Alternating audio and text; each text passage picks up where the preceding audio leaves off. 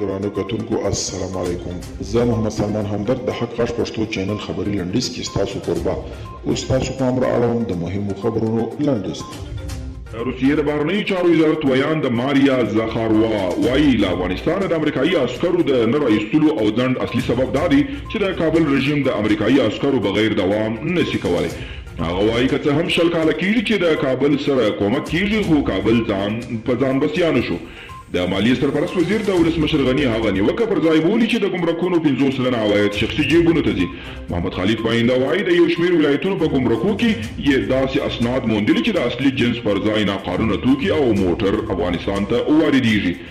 ټاکل شوی چې د روسیې د بهرنیو چارو وزیر سرګي لاروف راتلونکې اونۍ اسلام آباد ته ولاړ شي او له پاکستاني چارواکو سره به د افغان سولې پروسې په اړه خبرې وکړي او د امریکا د کانګرس 4 غړیو له ګوګل، ټویټر او فیسبوک څخه غوښتي چې د ماشومانو پر ذهني روغتیا د دغو ټولنیزو شبکو د اغېز په اړه څېړنې وکړي.